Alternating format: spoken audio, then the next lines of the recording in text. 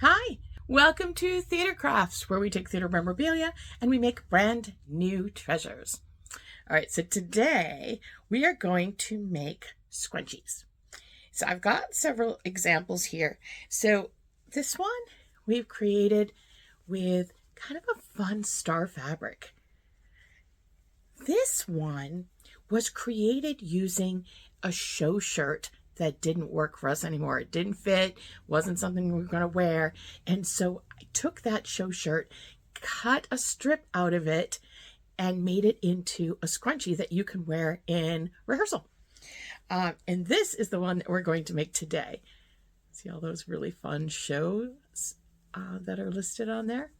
So you can take fabric that kind of speaks to you and your theater vibe, or you can take an old show shirt and you can make scrunchies.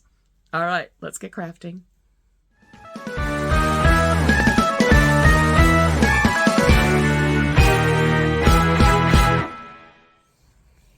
right, let's look at these scrunchies. So like I said, this one was made from a show shirt that didn't fit, that, otherwise you might not have any use for. And what a cool way to be able to use that for something that you can then, showcase in rehearsals or something like that. And then this one was just made from a fabric that I had. And these are quite large. You can just put them right around your bun or your hair as you're in rehearsal to get it out of your face. This one has really fun stars on it. So I just want to show you. So this is the shirt that I used, the show shirt that I used. I cut 6 inches right off of the bottom of it. I actually cut the hem off of it first, and then I used 6 inches. The beautiful thing about shirts like this is there are actually no seams.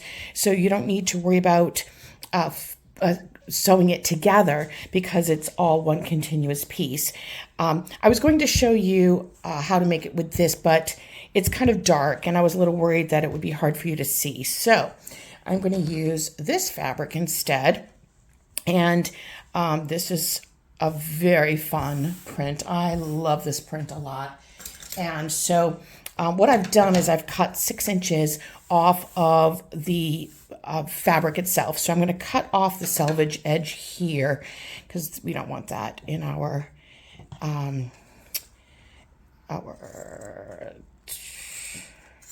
scrunchie. Sorry, getting distracted here as I'm cutting. And there's a little bit, I don't know if you can see like the marks there. So I'm actually going to cut that off as well, just so that it doesn't impact the visual for the scrunchie.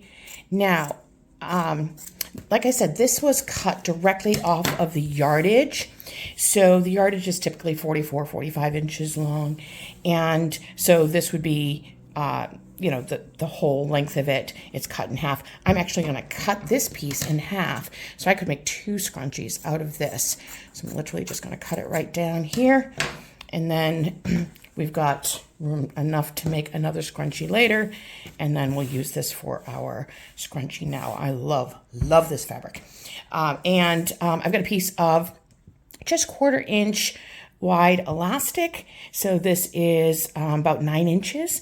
And we will sew that, so you'll see like that. That's what I did with these as well. They were 9-inch wide pieces of elastic. And we're going to use the burrito method. Now, I'm going to be honest. When I first heard of this burrito method of making a scrunchie, I was like, how does that work? I was very skeptical, but I'm going to be honest, it works and it's really easy. It's the easiest way I've seen to make a scrunchie. There are lots of ways, certainly, that you can just sew them together, fold it, sew it together. But I'm going to show you the burrito method, and we're going to go to my sewing machine so that first thing I'm going to do is actually going to sew this, the short length here together to make it one continuous piece. So let's go to the sewing machine and I'll show you how to do it. Okay, so we are at the sewing machine and I've got, you can see here, black thread in here, and I am just going to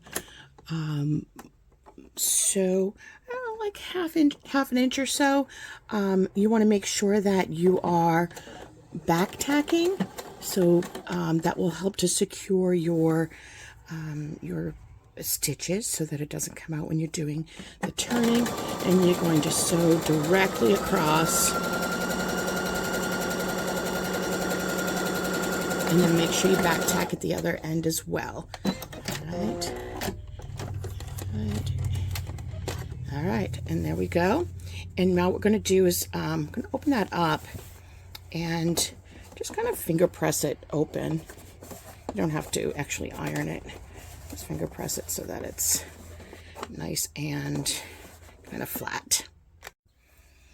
Okay, so you've finger pressed this open, and I'm going to flip it over. All right, and now I'm going to take the top part. Remember, we're right sides together here. Take the top part and you're going to fold it in on itself and make it as small as you can, really tiny in there. Okay, and then you're going to take the other sides and you're going to pull those together, and really make sure you pull those the seams together.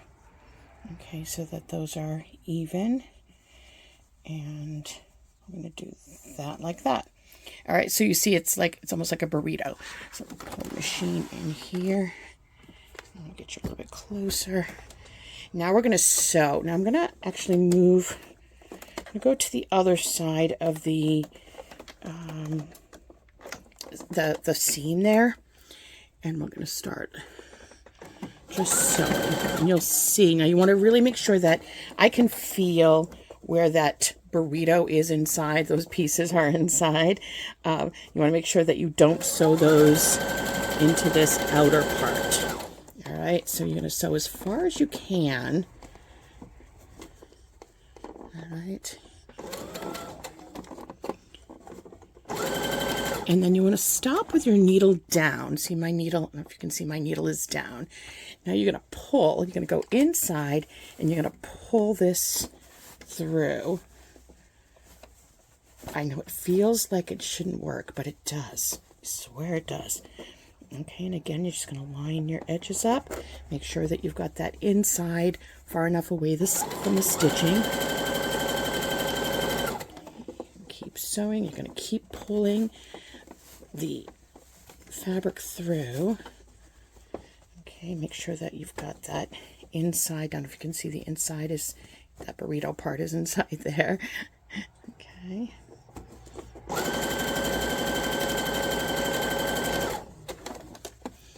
Just going to keep doing this.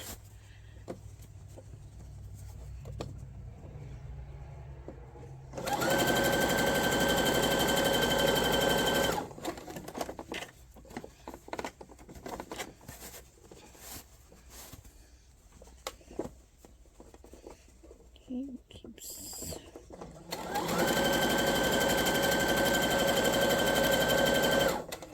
And eventually, I can see it coming. You're going to get to the end, or the beginning where you first started, and we're going to get to about 2 inches from that, and then we're going to stop. So I don't know if you can see it here. It's right here. Okay, so I'm going to go just a little bit more. Then you're going to back tack. Don't forget to back tack. And then you're going to take out your needle and then cut your thread. Okay. All right, this is what we've got right now. It's kind of this like sausage roll or something like that. All right, and this is the opening. So now we're going to take our elastic. Now you can take and put it on something like a safety pin if you'd like. They have really cool gadgets that you can thread through. I'm actually going to put it on this. I'm going to be honest. I'm just going to safety pin it on the end there so I don't lose it, because I'm known for losing it. Okay. And then you're going to see the inside there. You're literally just going to feed it through the inside. Now don't lose this end here. You're going to feed it through. Okay. I know this doesn't feel like it's going to work. I promise you it does.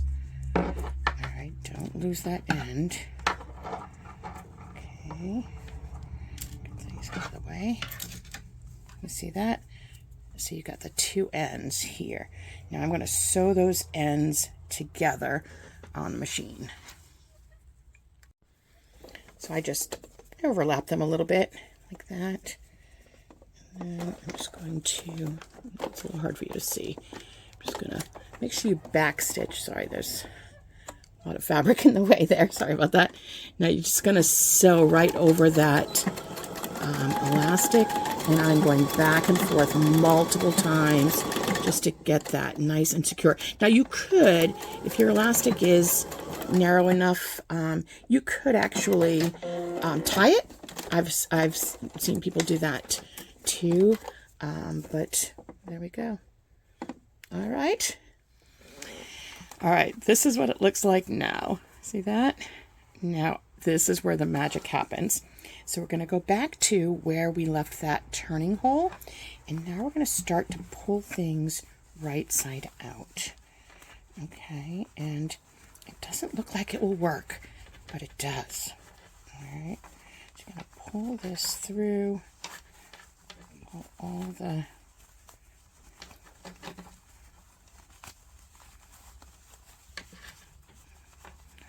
it's a little tricky just because it's, you know, there's so much fabric in there. Here we go. Okay, see that? So we're getting there. So now we're going to find that hole that we had, our turning hole, which has disappeared on me. Oh, there it is. All right, there it is right there. So we're going to take this and we're actually going to sew that together. Now you could sew it by hand. I'm actually going to use the machine just for time. Okay, so let me show you that. So we've got the machine here. We're going to do exactly the same thing here. We're going to just go right as close to the edge as you can. And then, oops, sorry, I just hit my camera. Make sure that you back tack. Okay, to keep those stitches from coming out. And you're just basically going to seal up that open edge there. Okay. And with a pattern like this, it's not quite as noticeable that you're sewing it on the outside. You know, if you've got like a very plain fabric, it might be a little bit more noticeable because there's so much busyness going on with this. It's not as much of an issue. I'm just cutting some of my threads here. Okay. All right, I'm going to back up so you can see. All right, and here it is. Now you just want to fluff it out a little bit. And we've got our scrunchie. Isn't that amazing? I just think that is so fun. So we've got this scrunchie. We've got the scrunchie from our t-shirt, from our show shirt, and another one with a fun fabric star pattern on it. So there we go. I hope you try these. These are a great way to celebrate shows that you're in, or to use up a show shirt that you have.